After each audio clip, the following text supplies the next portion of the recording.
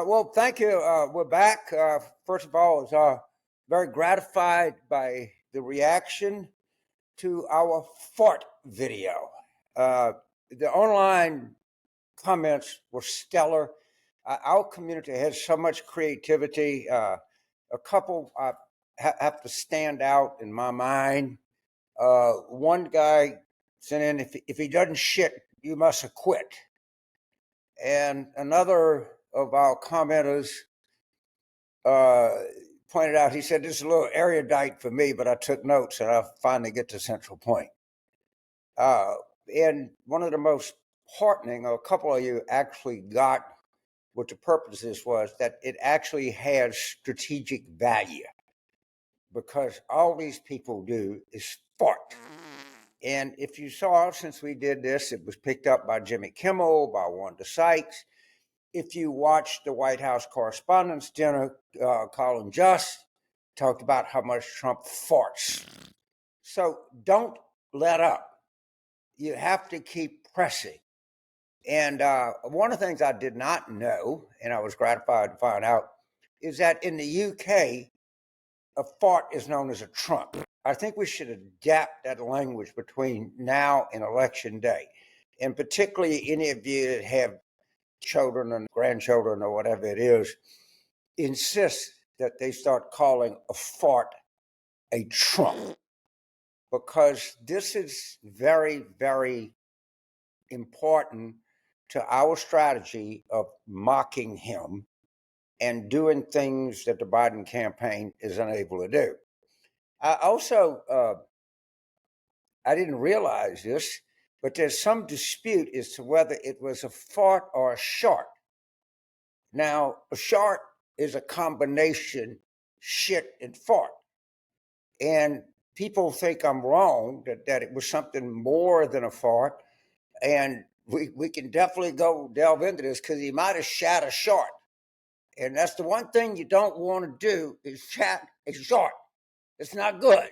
It's not good on several levels, but we're going to keep our sleuths very involved in this, and we're going to be listening to the sounds of the courtroom, the ambient sounds, the background sounds. These are very, very important, because I think there are more farts coming our way.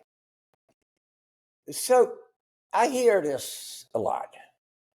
James Young voters are just not into this. It's two candidates. One's in the 80s, one's almost in the 80s, and they're concerned about things that Washington are politicians, and you just can't blame them for, oh shit, fuck you. All right? Are you watching what is happening in the Supreme Court? If you're 26, do you see what they're doing? First of all, they're going to take every right that you could possibly have away from you. Did you, of course, I'm not asking you to be an involved citizen, but you elders, tell these kids that the Supreme Court has, out of nothing, getting ready to create immunity for one person, Donald Trump.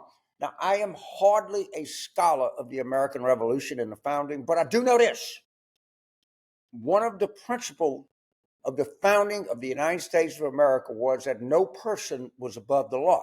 You have Alito, who's asking the government council about immunity, which is not mentioned in the Constitution.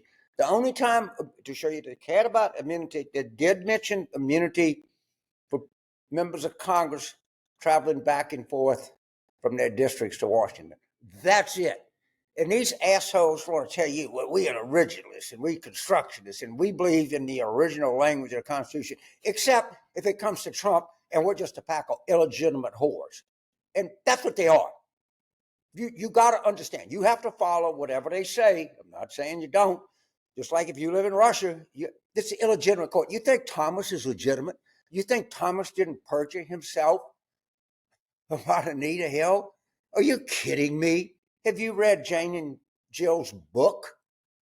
All right, he just sat there. Of course, if you're a third grader, you got to tell. You think Kavanaugh told the truth when this woman came out and said that he raped her, or this guy, Max Steyer, who they wouldn't even call as a witness, had all the evidence that Kavanaugh perjured himself. How do you think Bush was really elected in the year 2000? Of course he wasn't elected. He was installed by the right-wing Supreme Court justices. You think that Gorsuch, you think that was legit? Oh, please. You think that hurrying up Barrett's confirmation by Mitch McConnell against what he said he couldn't do when Obama was president? So never look at these people and say, this is a legit third branch of government. It is not. This is an illegitimate organization that, unfortunately, if I don't do what they say, they'll throw my ass in jail. But never, don't teach your children, don't teach your students, don't teach anybody that the current Supreme Court has any moral or legal legitimacy. It doesn't. It's in there because of contrivance, and it's in there because of weakness and cowardness. And all the people that said, well, Bush v. Gore, the court has spoken. What else can we do? You let these sons of bitches trample all over you. And they have got in the process of justice under the most American thought that is possible. And that is, no person is above the law. That's no longer a principle of the United States of America. Understand that. They're creating exceptions. They're getting ready to create exceptions. And the chief, oh my God, don't get me into the chief and his wife, who was a headhunter making $10 million for these elite law firms while they were placing people who were going to argue cases before the Supreme Court. Don't even get me started about that. So he said, well, maybe we'll recommend it to the lower court to determine what are private acts and public acts. Great. Let's look at Hitler. What were private acts? He was a vegetarian. He liked dogs. We'll get to dogs before we get through with this thing, I promise you. All right? To my knowledge, he didn't smoke, drink. He wasn't a womanizer. Well, his private acts were actually sort of okay. And we're going to sit here and make a historical distinction, as John Roberts wants you to do, between private and public acts. Are you kidding me? Is this the United States of America? Is this the nation that was founded on the principle that no person is above the law? And then you tell these young people, if you don't get involved right now in this election, they're going to be involved in your life for the rest of your freaking life.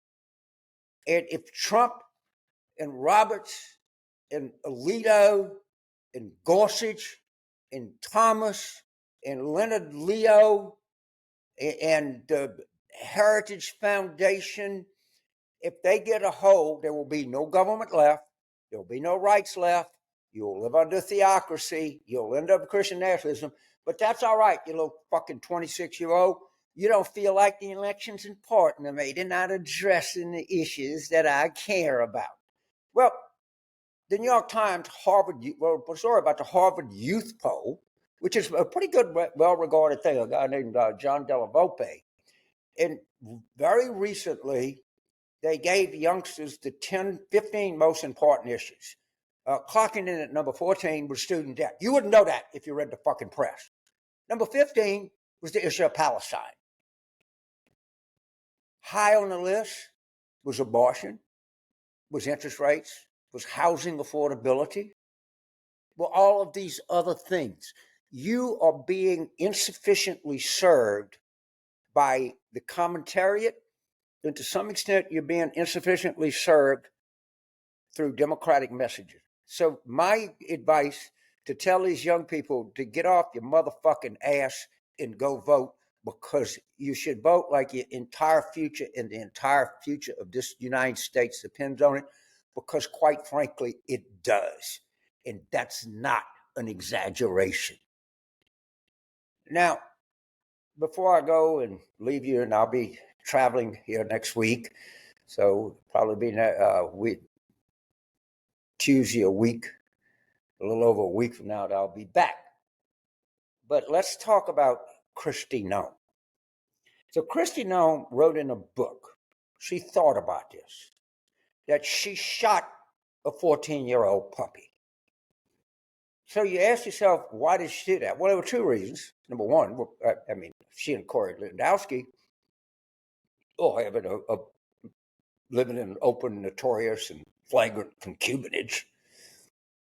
But she put that in there because Corey told her this will really help with Trump if you shoot a dog. And it'll really help with the Republican base.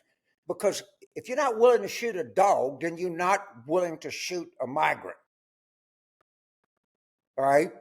So this is where our country is. We have a lawless, illegitimate Supreme Court. We have a political party that values 14-year-old puppy shooting. And then we have people saying, I'm just not into this election, James. I think it's both too old and they're not speaking to the issues that address me. Oh, really? You're full of shit. Go look at what's going on around you. And by the way, take a whiff. And you know what you'll smell? You'll smell a Giuliani Trump short. So I will see you next week. Take these words to heart and get these goddamn people motivated to vote because they're coming after your country and they're about on their outside wall and they're about through the moat and through the first line of defense and they're going to take it away from you and you're going to sit there and people that you love are going to sit there and they don't like this choice and they're both the same. Okay, just get over it. Thank you.